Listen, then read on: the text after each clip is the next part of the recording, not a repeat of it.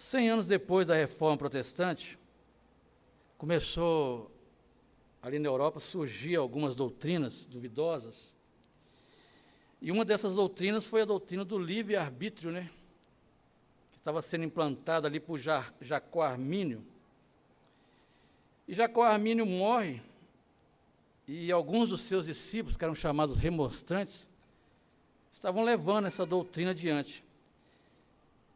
E foi convidado para um sínodo, chamado Sínodo de Dort, para que pudessem ali discutir essas ideias, essas doutrinas, que estavam trazendo algumas dúvidas ao coração dos cristãos ali da Europa. E ali naquele concílio foi decidido que essas doutrinas eram erradas. E diante disso foi decidido que seguiriam 5 pontos do calvinismo. E um desses pontos é a depravação total, que nós iremos estudar um pouco sobre ela nessa noite. E o que fala a depravação total? Toda a humanidade foi afetada, danificada e distorcida pela entrada do pecado no mundo. Isso significa que o homem seja tão ruim quanto poderia ser, mas que todos os aspectos de nossa vida são afetados pelo pecado, de modo que estamos mortos em nossas transgressões e pecados, e nós mesmos não podemos mudar a nossa situação. Os cânones de Dort nos dizem, portanto, todos os homens são consumidos no pecado, concebidos no pecado, e ao nascer como filhos da ira, incapazes de qualquer bem, ou salvífico e inclinado ao mal, mortos em pecados e escravos do pecado. Eles não querem nem podem voltar a Deus, e nem corrigir sua natureza corrompida, e nem melhorá-la. Por isso mesmo, nem sem a graça do Espírito Santo, que é aquele que regenera. Então, no cânono de Dort, no capítulo 3, está lá escrito sobre isso, sobre essa depravação total, e foi o que foi decidido ali. Inclusive os teólogos que eram ali discípulos de Armínio, eles foram expulsos ali da Holanda, porque era assim que acontecia, né? Faziam aquele sínodo, e a coisa era levada muito a sério, não era brincadeira, né? Para chegar a Bíblia na nossa mão hoje, e a gente ter uma doutrina calvinista, isso levou tempo, né? E foi algo assim muito trabalhoso para aqueles teólogos daquela época ali. E diante desse tema, a gente vai estar estudando hoje, dentro desse aspecto do Romanos, capítulo 1 aqui, que é um texto muito claro para a gente entender um pouco sobre essa depravação total, porque a carta de Paulo aos Romanos e Efésios são as duas cartas mais teológicas que tem no Novo Testamento, então é bem explicativo. São textos bem didáticos, que traz para a gente uma realidade de que muitas vezes nós não queremos enxergar, que o homem sem Deus, ele está debaixo da ira de Deus. Ele é, por natureza, inimigo de Deus. Por melhor que ele seja, ele é inimigo de Deus. E pelas nossas próprias obras nós não conseguimos nos salvar. Então, se nós temos hoje a iluminação do Espírito Santo, se nós caminhamos hoje na fé, se nós temos hoje a condição de obedecer a palavra de Deus, isso é pela graça em Cristo Jesus. Então, esse texto de Romanos, ele começa dizendo no capítulo 1, no capítulo 1, versículo 18, ele começa dizendo o seguinte: a ira de Deus se revela do céu contra toda impiedade e perversão dos homens que detêm a verdade pela injustiça. Então, a ira de Deus agora, depois do pecado, ela se revela do céu contra toda impiedade e perversão dos homens, que detêm a verdade pela injustiça, porque todo homem em si ele é injusto, e ele detém a verdade pela injustiça. Por isso que Jesus, sendo a verdade, ele deixa claro: conhecereis a verdade, e a verdade vos libertará, porque ele é a verdade. E a partir do momento que nós conhecemos a verdade, nós somos livres. Mas até então, o que acontece conosco? O que acontece é que nós vivemos uma vida impiedosa e perversa e detemos a verdade pela injustiça. Você pode perceber que todo injusto, aquele que não é praticante da justiça, ele não quer saber da verdade, e ele detém a verdade pela sua vida injusta que ele leva. Então é algo que, isso faz com que esse homem seja inimigo de Deus. Por isso que Paulo começa esse versículo 18, deixando claro que a ira de Deus se revela do céu contra toda impiedade e perversão dos homens. Porquanto o que de Deus se pode conhecer é manifesto entre eles, porque Deus lhe manifestou. Porque os atributos invisíveis de Deus, assim como o seu eterno poder, como também a sua própria divindade, claramente se reconhecem, desde o princípio do mundo, sendo percebido por meio das coisas que foram criadas por eles. Tais homens são, por isso, indesculpáveis. Então, todo homem, desde lá do início, do jardim do Éden, todos conhecem a Deus de uma forma ou de outra. Quando nós olhamos para a natureza, até um índio, quando ele está lá naquela identidade natural dele, sem nenhum contato com uma civilização, ele tem em mente que tem algo maior do que ele precisa cultuar. Então, o homem, ele leva, desde do jardim do Éden, essa verdade com ele, que existe Deus, porque o que de Deus se pode conhecer é manifesto entre eles, porque Deus lhe manifestou, porque os seus atributos invisíveis, porque os atributos invisíveis de Deus, assim como o seu eterno poder, como também a sua própria divindade, claramente se reconhece, desde o princípio do mundo. Então, por causa disso, irmãos, ninguém tem desculpa de falar assim, não existe um Deus, eu não quero saber de Deus, mesmo que não queira saber de Deus. Até o ateu que diz que não obedece a Deus e que ele não acredita em Deus, ele precisa acreditar que existe um Deus que ele não acredita. É interessante isso, né? Ele precisa acreditar que existe um Deus que ele não acredita. Então é interessante a gente observar que esse ateísmo que a gente vê por aí é simplesmente a falta da obediência a Deus. Porque o homem sabe que quando ele obedece a Deus, ele precisa se negar a si mesmo. E ninguém quer negar a si mesmo. Todos nós queremos viver a nossa forma natural. Antes da gente ter um encontro com Deus, o que esse ponto 1 da doutrina da depravação, que é o primeiro ponto do calvinismo, deixa claro? É depravação total. A nossa natureza ela foi totalmente afetada pelo pecado. Nada que a gente faça poderia nos aproximar de Deus. E aí, Paulo vem escrevendo aos Romanos, dessa forma tão clara, e ele deixa claro que tais homens, por isso, são indesculpáveis. Então, o homem não tem desculpa nenhuma diante de Deus. Um dia que ele chegar lá em cima e falar assim, mas eu não entendi a mensagem, eu não quis me comprometer, porque eu achava muito difícil aquele negócio de teologia, aquele negócio de Bíblia, e tal. Deus fala com ele, você não tem desculpa nenhuma disso. Você conhece a história de Adão e Eva, que foram os primeiros lá no jardim? Então, desde lá, o pecado afetou toda a humanidade. Se a gente pegar o capítulo 3 de Gênesis, ele fala exatamente sobre isso. Quando Deus dá a sentença para Adão, ele deixa claro, Adão, por sua causa, a terra será maldita. Então, a terra foi totalmente afetada pelo pecado. E aí a gente continua. Porquanto, tendo conhecimento de Deus, não glorificaram como Deus, nem lhe deram graças, antes se tornaram nulo em seus próprios raciocínios, obscurecendo-lhe o coração insensato, inculcando-se por sábio, tornaram-se loucos.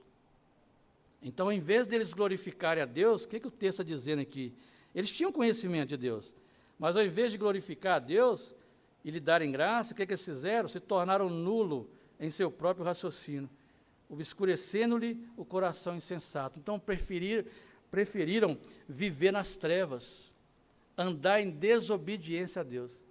Mesmo quando os profetas estavam ali, falando a respeito de Deus, que existia um Deus que era o Criador dos céus e da terra, que Ele enviaria o seu Filho para que a humanidade fosse salva por eles não quiseram saber disso.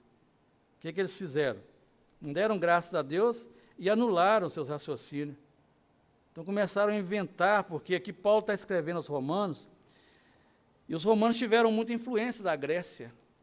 A gente pega a história dos romanos, a gente vê que Roma ela foi totalmente influenciada pelos gregos. Então, na Grécia, havia muita filosofia, e a maioria dos filósofos eram ateus. Eles não acreditavam em Deus. Então, eles faziam ali as suas próprias análises humanas, e diziam que a sabedoria humana estava acima de qualquer Deus, e eles criavam seus próprios deuses. Portanto, que Paulo, quando chega em Atenas, tinha Deus para todo lado. Aí ele encontrou um altar lá, e falou, isso aqui é o altar ao Deus desconhecido. Ele falou, é sobre esse Deus que eu quero ensinar para vocês. E ele começa a expor a palavra de Deus ali no meio daquele povo totalmente afastado de Deus, porque é um perigo muito grande, irmãos, quando a gente deixa o nosso intelecto avançar ao ponto de achar que a gente não precisa mais de Deus. E aqui estava acontecendo exatamente isso, porque o versículo 22, ele fala que inculcando-se por sábio, tornaram-se loucos.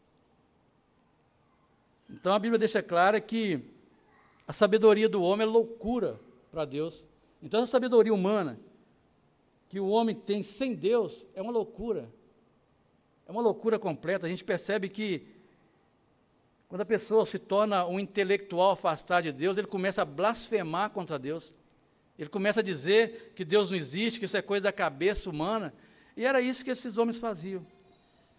E mudaram a glória do Deus incorruptível, em semelhança da imagem de homem corruptível, bem como de aves, quadrúpedes e répteis. E era exatamente isso que eles faziam.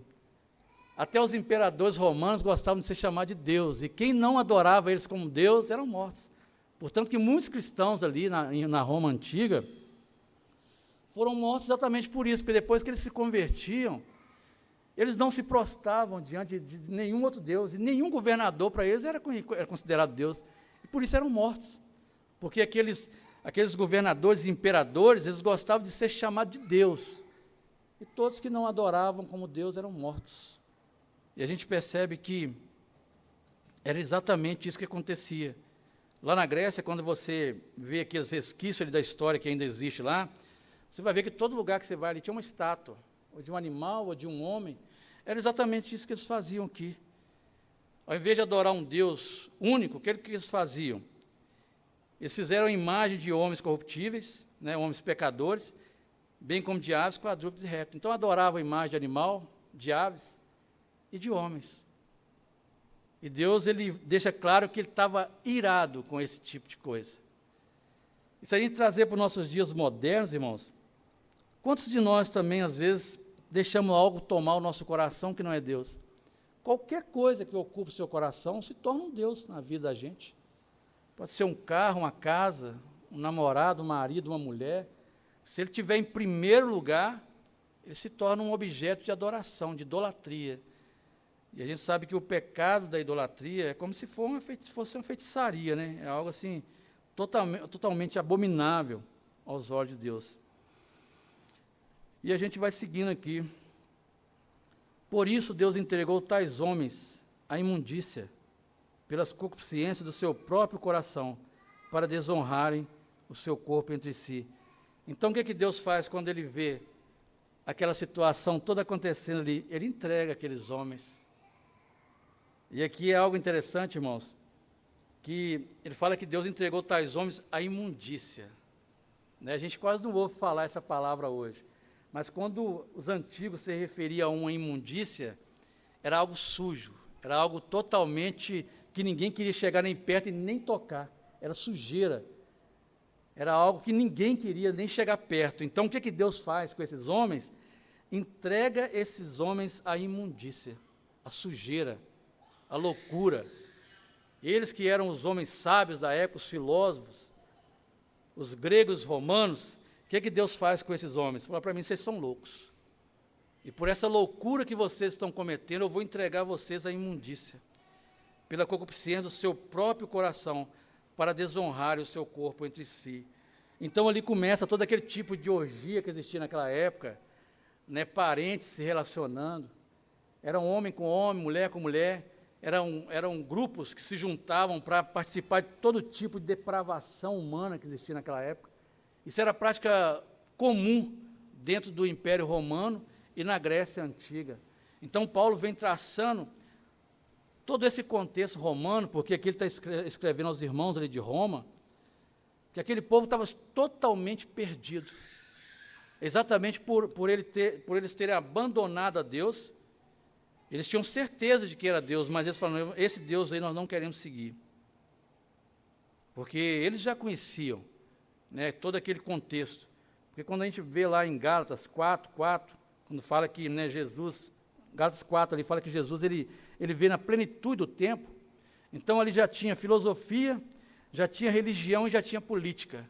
Então já era uma civilização bem avançada para aquela época. E Jesus se manifesta no meio daquele cenário, onde o homem já tinha conhecimento de política, de religião, e já tinha conhecimento de tudo aquilo que o homem precisava conhecer. Mas o que é que eles fazem? Eles falam, não, nós não queremos isso. Nós não queremos Deus, nós negamos Deus. Irmãos, e o homem na sua forma natural, sem a habitação do Espírito Santo dele, dentro dele, ele odeia Deus. Ele odeia. Ele tem ódio por Deus. Ele não quer saber nem de falar o nome de Deus. Por isso, quando a gente vai pregar para alguém, que ela fala, não quero ouvir isso para mim é coisa da cabeça de vocês, eu já tenho as minhas convicções, as minhas filosofias. Mas sabe o que é isso? É o pecado. É o pecado e o ódio contra Deus. Eles não querem, eles não obedecem a Deus, e eles não querem ser servo de um Deus que exige que aquela pessoa mude, e aquela pessoa sabe que ela não pode mudar por si própria. Então ela quer continuar no pecado, porque nós precisamos entender, irmãos, como a doutrina de depravação fala, e ela deixa bem claro, que o homem sem Deus está morto. O morto tem alguma coisa a fazer, a única coisa que ele faz é exalar o mau cheiro. Qualquer um de nós aqui, antes de nós convertermos, temos um encontro verdadeiro com Deus, a nossa vida agradava a Deus? De forma nenhuma. A nossa vida era uma vida que desagradava totalmente a Deus. A gente não fazia nada que agradava a Deus, e nem poderíamos fazer, porque o morto ele não pode fazer nada, ele não está vivo. Agora, a partir do momento que Deus entra, e o Espírito Santo começa a habitar em nós, aí nós começamos a viver. Aí nós temos vida e vida em abundância. Mas até então, o que a doutrina da depravação fala aqui? Que nós estávamos mortos, no nosso delito e pecado. O máximo que a gente fazia era desobedecer a Deus. Então aqui ele deixa claro. E agora o que Deus faz com esses homens? Deus entrega esses homens. Entrega esses homens à imundícia. Irmãos, e a gente sabe que quando Deus entrega um homem à imundícia, é uma coisa terrível. Ninguém quer ficar perto de um imundo. A gente gosta de ficar perto de uma pessoa que está cheirosa, está, né, com um perfume bacana. Mas um imundo, uma pessoa, não só apenas pelo cheiro, mas uma pessoa que tem o coração cheio de imundícia, quando ele abre a boca, só sai podridão. Não se aproveita nada. Quando abre a boca, só sai aquilo que não agrada a Deus. Então a gente percebe que isso não depende da idade, a gente pega pessoas de idade, que não tiveram encontro com Deus, quando abre a boca para conversar com a gente, só sai imundícia. Porque a única coisa que aquela pessoa pode expressar é isso que Deus fez com o homem sem ele, entrega essa pessoa à imundícia. E pelo quê? Pela concupiscência do seu próprio coração. E aí ele começa a desonrar o seu corpo. E ele se entrega a todo tipo de depravação que a gente pode imaginar. A homossexualidade, se entrega à prostituição, aos vícios, e tudo que ele acha que vai dar prazer ao coração dele, o corpo dele agora está nesse ritmo de se entregar à depravação. Para quê? Para ser destruído, para ser morto e ser jogado no inferno, sem salvação. Então é isso que acontece com o homem sem Deus. E no 25 ele fala assim, pois eles mudaram a verdade de Deus em mentira, adorando e servindo a criatura no lugar do Criador, o qual é bendito eternamente. Amém. Então o que eles fazem? Além de não servirem a Deus, de rejeitarem a Deus, agora eles fazem algo. Eles mudam a verdade em mentira e começam a adorar a criatura em lugar do Criador. Então eles conhecem a verdade agora, mas a verdade agora não serve para eles. Eles começam a fazer o quê? Adorar a criatura no lugar do Criador. Então eles olham para Deus e falam, eu não quero esse Deus. Eu quero adorar algo visível. Esse Deus eu não consigo vê-lo.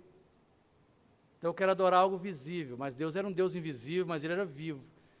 Portanto que os profetas todos vieram alertando esse povo. Aqui nós estamos falando dos romanos, mas olha quanto tempo que durou desde a queda de Adão até chegar nos romanos. Quantos séculos que foram? Deus avisando o homem que o pecado mataria, que ele enviaria o seu filho, mas que todo homem estava numa reta de colisão com Deus. Porque o homem está numa reta de colisão com Deus todo o tempo. O homem sem Deus. Essa rota só muda a partir do momento que Deus nos encontra. Ele nos traz para perto dele, e o Espírito Santo, ele nos reconcilia. Cristo, através da morte dele, agora nos reconcilia com Deus para que a gente possa viver uma outra rota de vida, tomar um outro rumo. Mas até então, nós estávamos numa rota de colisão. A gente estava debaixo da ira de Deus, como Paulo fala aqui, a ira de Deus, ela estava se revelando do céu contra nós. Era como se fosse um míssil apontado para a gente, pronto para destruir a nossa vida. E o que Jesus faz? Ele aplaca a ira de Deus, porque era necessário que fosse feita justiça pela vida daquele pecador que estava totalmente condenado ao pecado e totalmente condenado ao inferno. Por causa disso, os entregou Deus a paixões infames, porque até as mulheres mudaram o modo natural de suas relações íntimas por outro contrário à natureza. Então nós sabemos que essas coisas que a gente vê hoje aí não é novo, isso já existia lá no Império Romano. As mulheres, por essa depravação toda que está acontecendo aqui, até as mulheres mudam o modo natural de suas relações íntimas. Semelhantemente, os homens também, deixando o contato natural da mulher, se inflamaram mutuamente em sua sensualidade, cometendo torpeza homens com homens e recebendo em si mesmo a merecida punição do seu erro. Então, agora, não somente as mulheres, mas os homens também agora começam a cometer torpeza, homens com homens, para a gente ver o nível de que é a depravação total da humanidade. Então, quando a gente olha esse sistema maligno, caído, tentando colocar para a gente que essas coisas são normais, olha o que Paulo está falando para esses irmãos lá de Roma, de que forma que ele via aquele contexto romano. Era dessa forma aqui, ó. Esses homens agora estão deixando o contato natural da mulher e se inflamando mutuamente em sua sensualidade, cometendo torpeza homens com homens. Mas o que acontece com eles? Não, agora eles vão formar uma nova família. Toda forma de amor é válida. Não. O que Paulo está falando aqui? Eles vão receber em si mesmo a merecida punição do seu erro. Sai do natural. Então, tudo que sai do natural é trágico. Se Deus instituiu, Ele criou algo natural, um contato do homem com a mulher, é tragédia. E o que esses homens vão receber aqui? Punição do seu erro. E por haverem desprezado o conhecimento de Deus, o próprio Deus entregou uma disposição mental reprovável para praticarem coisas inconvenientes. Irmão, agora a pior coisa que pode acontecer com o homem é isso aqui.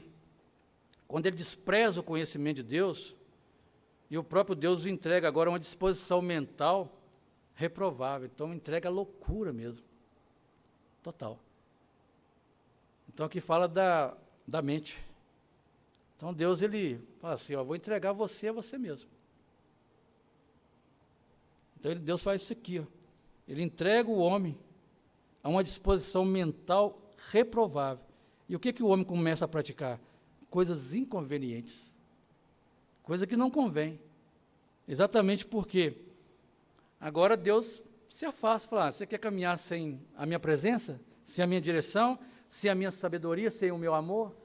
Então pode ir. E a gente percebe que isso acontece assim, irmãos. Não sei se vocês já notaram. Observa para vocês verem. O que fala lá em Lucas 11, 24?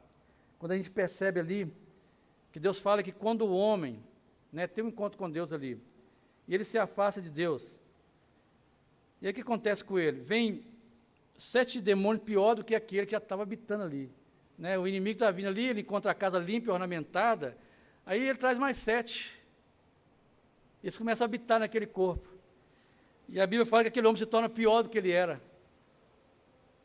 Eu nunca vi um desviado sendo melhor do que ele era antes de conhecer a Deus. Ele se torna pior. Eu desafio qualquer irmão aqui nessa noite, lembrar de uma pessoa que desviou da palavra de Deus, que está melhor do que ela estava quando estava dentro da igreja. Eles começam a cometer coisas terríveis, coisas inconvenientes. A pessoa começa a usar droga, beber, se prostituir, separa da mulher, larga a família, abandona o emprego. Ele se deprava totalmente. Lucas 11, 24. O espírito maligno vem e traz 7, pior do que ele. Isso eu estou falando, depois se vocês quiserem conferir o texto. É algo espiritual, irmãos.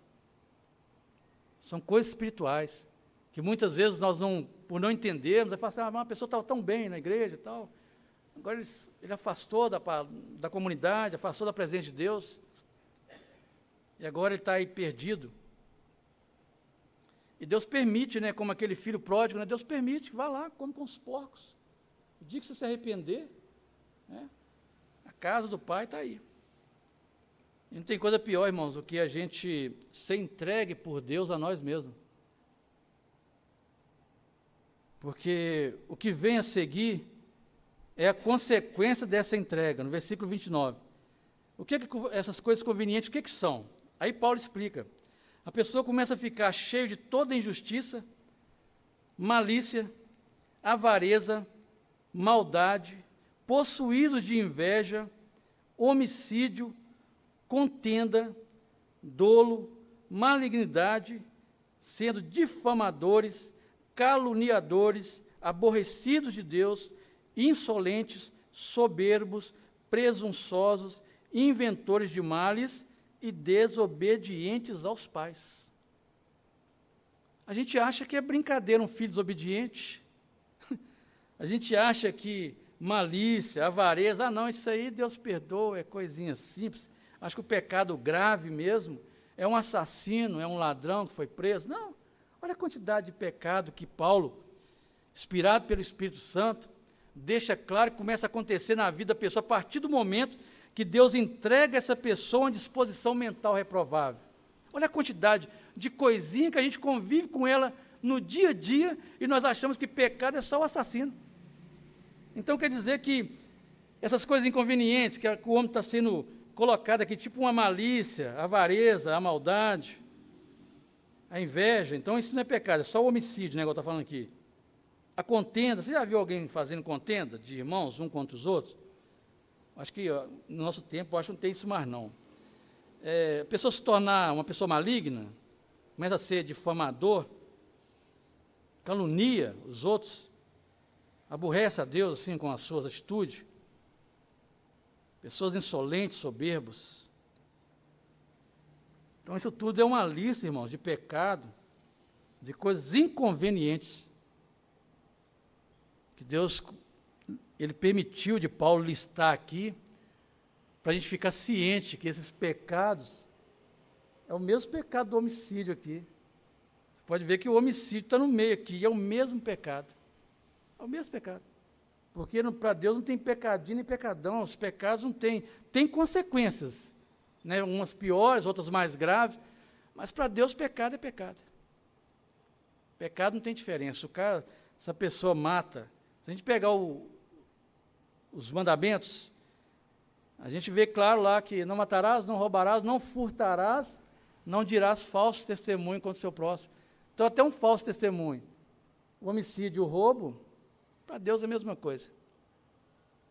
Então não adianta a gente olhar para uma pessoa que é um homicida, ou um ladrão, mas se um falso testemunho está na mesma classificação de pecado, a cobiça das coisas do próximo, o mandamento está falando também lá que é a mesma coisa. E aí a gente percebe, irmãos, que a pior coisa que tem é quando Deus entrega o homem a si mesmo, para praticar coisas inconvenientes. Aí no 31, versículo 31, né, nós já lemos que eles ficam insensatos, pérfidos, sem afeição natural e sem misericórdia. Então ele não tem misericórdia de ninguém, não tem afeição por ninguém. E agora no 32, que eu acho interessante a gente observar, esse texto, ele é muito didático e muito explicativo. Observe aí no versículo 32. Ora, conhecendo eles a sentença de morte, a sentença de Deus, de que são passíveis de morte os que tais coisas praticam, não somente as fazem, mas também aprovam os que assim procedem. É um negócio muito pesado, irmãos. Porque ele deixa claro que se a pessoa conhece a sentença de Deus, de que as pessoas que praticam isso são passíveis de morte, agora olha o detalhe, não somente as fazem, mas também aprovam os que assim procedem. Irmãos, o nosso nome de protestante, até algum tempo atrás, ele era exatamente porque os irmãos que eram protestantes, eles protestavam contra o pecado. Ele falava, o pecado mata. Se você não largar essa amante, largar esse vício da bebida, continuar nessa vida de depravação, você vai morrer, vai para o inferno. Se você não largar esse homossexualismo, essa prostituição, esse negócio aí, escuso, fazendo esses negócios aí debaixo do pano, achando que Deus não está vendo, isso mata, te manda para o inferno. Porque Deus deixa claro que se nós não alertarmos contra essas coisas, olha o que Paulo fala aqui, você não precisa nem pecar, você não precisa nem praticar isso. Basta que a gente também aprove os que assim procedem. Já pensou, irmãos? Como que o Evangelho ele é um pouco mais rigoroso do que a gente imagina, e ele é um pouco mais profundo que aquilo que a gente está acostumado. Então, o que o sistema hoje tem tentado fazer? Ele tem tentado normalizar o pecado, como acontecia aqui em Roma. Não, isso aí é tranquilo. Hoje nós vivemos na outra era. Esse tempo do Velho Testamento passou. Esse negócio hoje é tratado de outra forma, é doença. O homossexualismo é doença, a pedofilia é doença, a prostituição, isso tudo está relacionado ao TDAH. Começaram a inventar outra, né, Isabela? Agora tudo vão jogar em cima do TDAH. E a gente percebe, irmãos, que, infelizmente, Deus trata de forma clara o pecado. Pecado é pecado.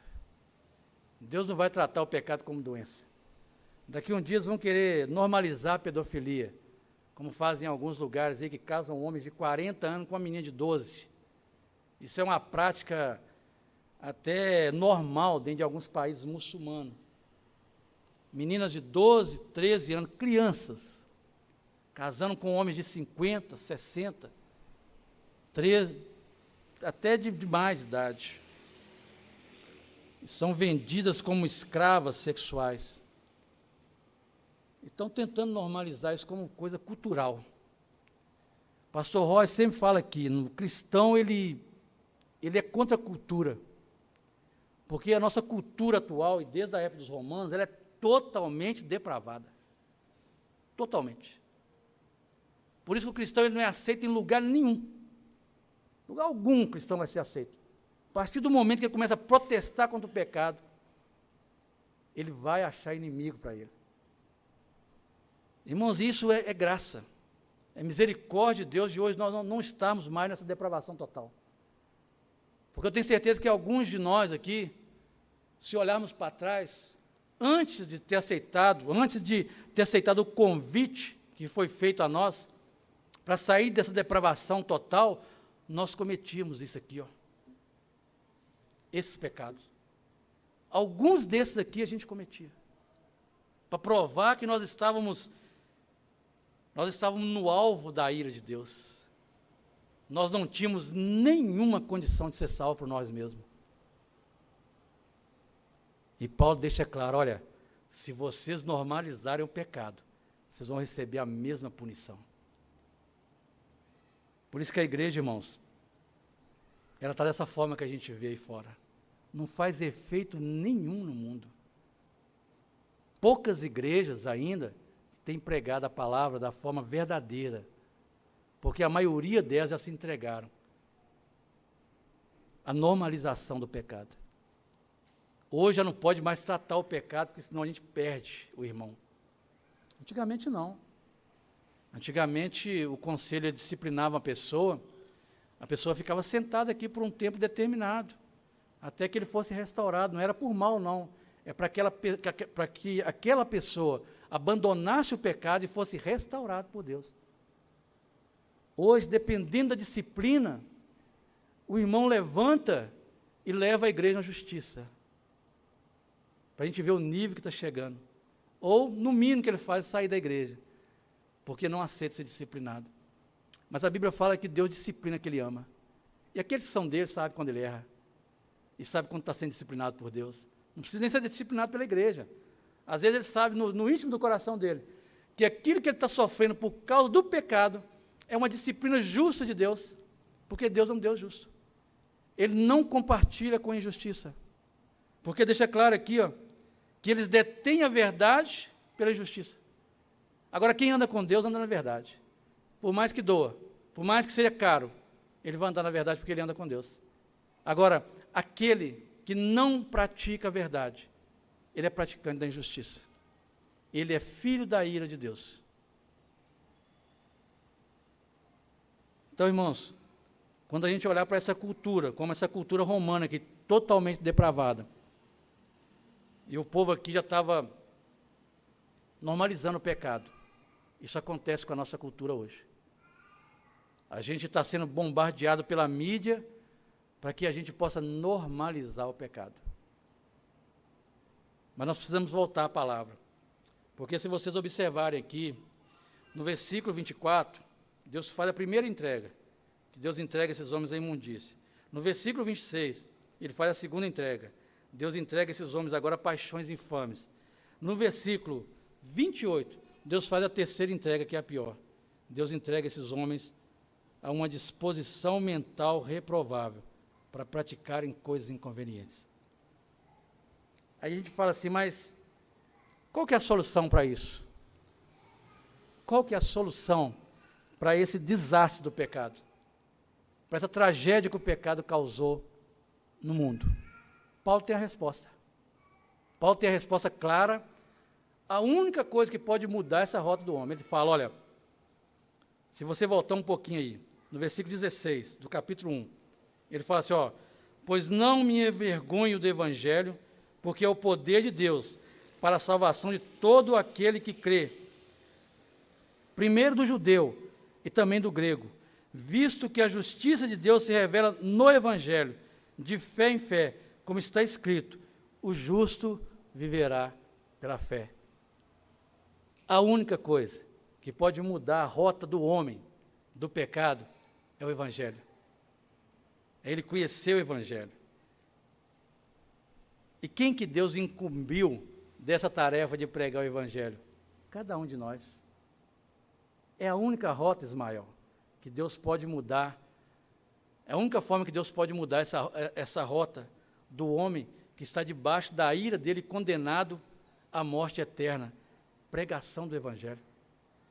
Por isso que Paulo fala, pregue a palavra, Timóteo, a tempo e fora de tempo. A tempo e fora de tempo. Por isso que Paulo fala, olha, eu não me envergonho do evangelho. Por que ele não envergonhava? Porque era o poder de Deus, o único poder que poderia salvar todo aquele que crê. Mas primeiro tinha que crer, né? Tanto o judeu como o grego. Então ele fala assim, olha, vocês judeus e os gregos estão na mesma situação. Vocês não têm nada diferente um do outro. No Evangelho da Graça, agora, todos estão na mesma situação. Seja você grego ou não, se você crê em Deus, você está salvo. Se não crê, está condenado. Então, Paulo deixa claro aqui que os judeus não tinham desculpa. Falaram, nós fazemos parte da aliança, é da promessa. Não, vocês fazem. Mas agora é graça. Aquilo que vocês conheciam lá atrás, com os profetas, era apenas uma sombra do que viria, que era Cristo, que morreria pelos seus pecados. Era aquele cordeiro que seria imolado, para que todo aquele que nele crê, agora estava salvo. Mas o que não crê, já está condenado. Então, Paulo deixa claro, olha, o evangelho é a única forma. É o poder de Deus. É a única forma de se salvar. Mas para quem? Para aquele que crê.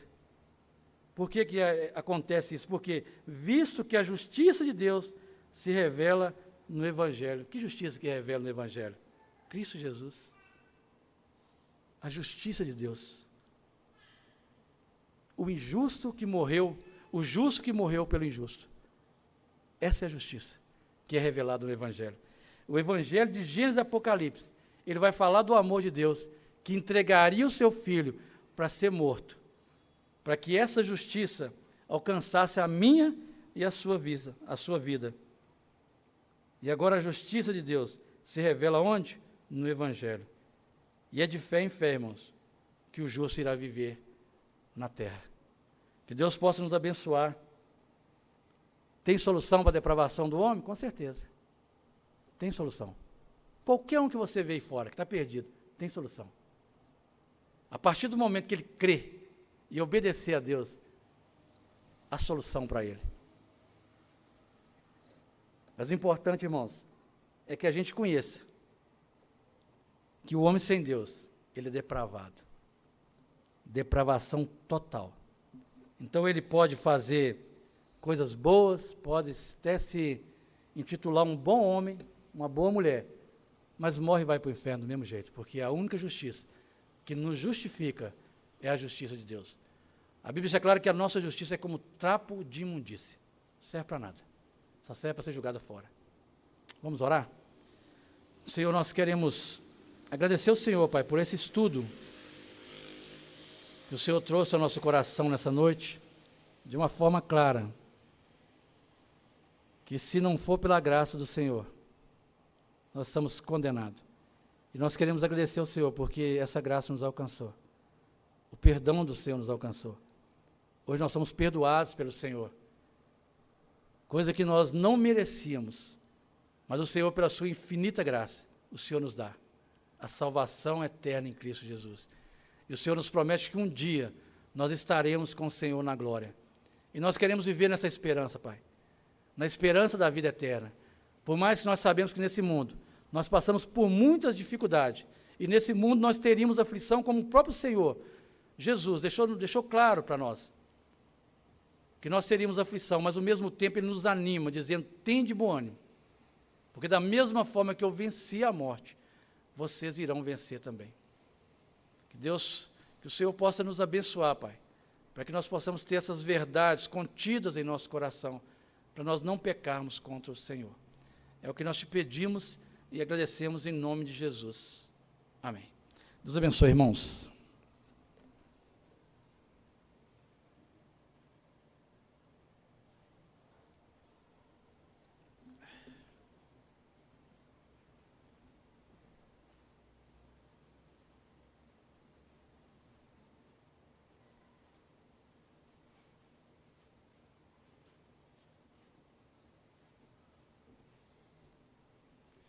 Amém, irmãos.